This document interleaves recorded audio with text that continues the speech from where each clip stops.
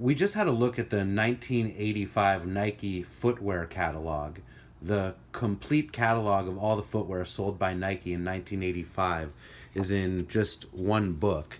And this right here is the only page referencing Michael Jordan. You can see the iconic Jumpman logo where Michael's wearing the black toe Air Jordan 1s is pictured right next to a pair of Nike Airship highs.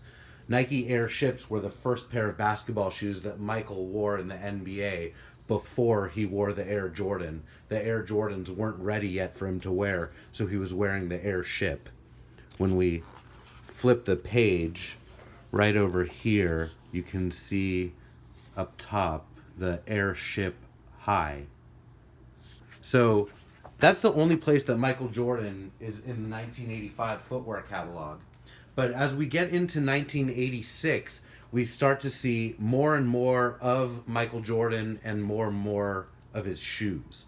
So you'll notice that we've got two catalogs here for the spring and the fall of 1986.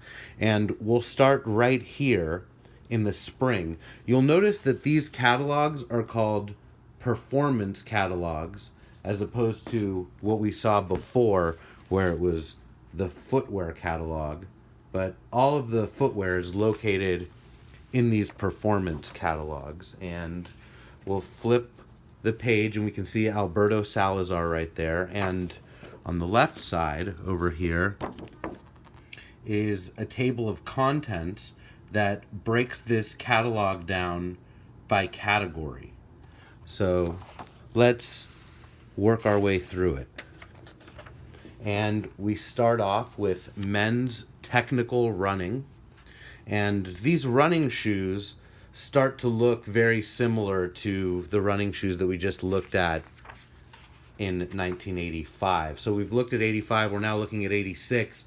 Remember that 1987 was when we got the first Air Max with the visible air bubble and the bright colors on the Air Max. And so much like how the Air Jordans changed the game with basketball shoes, the Air Max changed the game with running shoes. Here are some racing shoes from 1986. You can see they have spikes on them. Men's non-technical running. Women's non-technical running. The shoes were so plain and simple back then, and then boom, here we go. Michael Jordan, Air Jordan High. Show you this image right here. So that's the first image of an Air Jordan in a Nike catalog.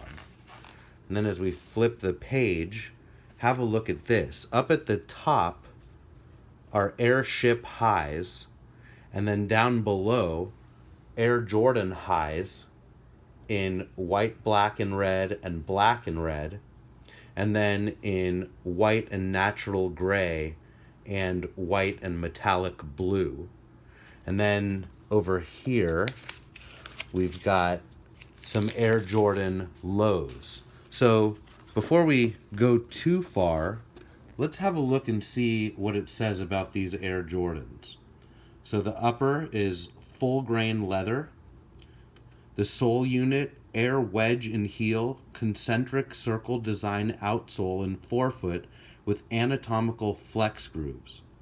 The sizes are 6 to 15, and the profile is a flexible, lightweight basketball shoe with Nike Air cushioning.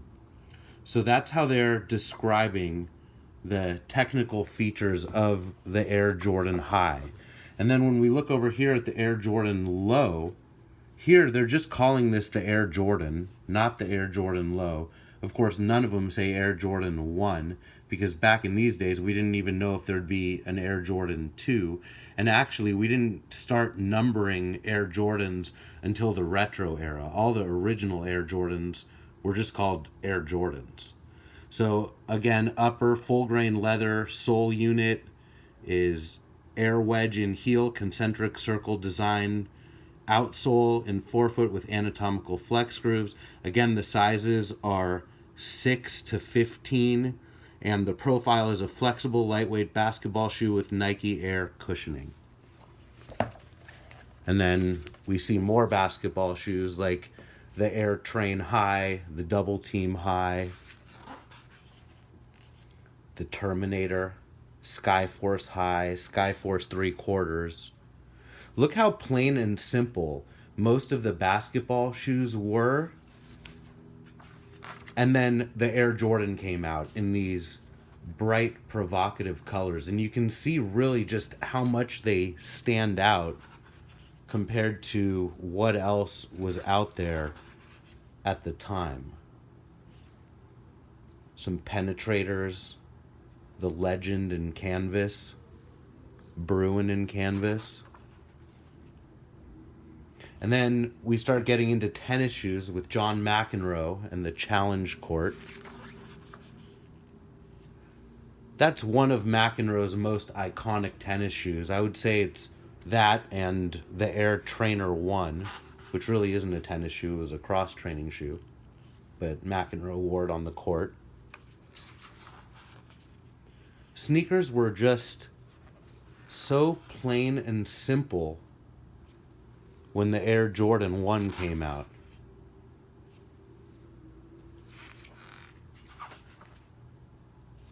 Men's workout, multi-purpose, women's workout and aerobics. The Nike Jenny is an interesting model. This shoe, which kind of resembles the Air Jordan 2, was designed by Mark Parker, who's now the CEO of Nike, and Jenny is his daughter. So, cool little story about those shoes. And then we get into cleats. Mike Schmidt was a famous baseball player in the 80s. He played for the Philadelphia Phillies. He has a building named after him at Nike World Headquarters. Here's some cleats. And then we get into football shoes with Lawrence Taylor.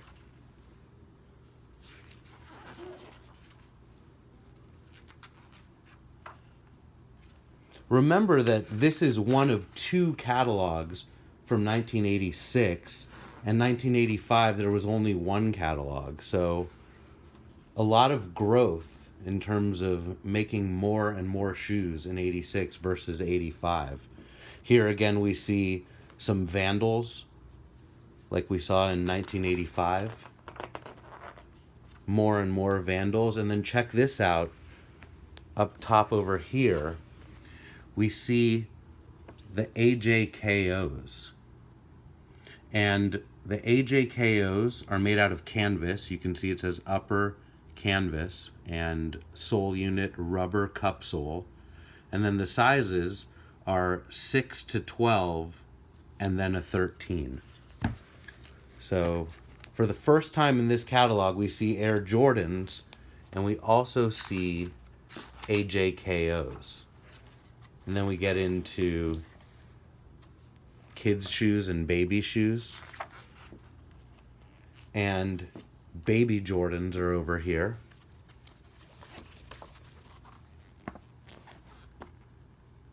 And then down here are Sky Jordans, which were for the kids. So the Sky Jordans, the upper is full grain leather. The sole is polyurethane midsole with pillar cushioning system and 2 color stitched cupsole. The sizes are 8C to 6 youth. And the profile is a high top court shoe with a combination of features which provides excellent cushioning and flexibility while retaining stability.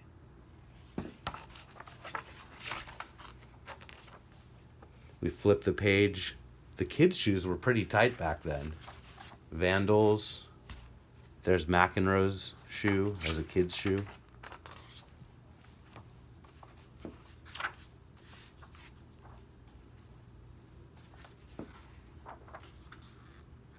And then the Nike ball shoes are fun, inspired by basketball, tennis ball, and a soccer ball.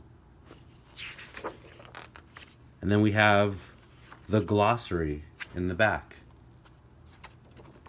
And so that right there is going to be your spring of 1986 Nike catalog. Stay tuned for the next video, and we'll do this one, which will be the fall of 1986.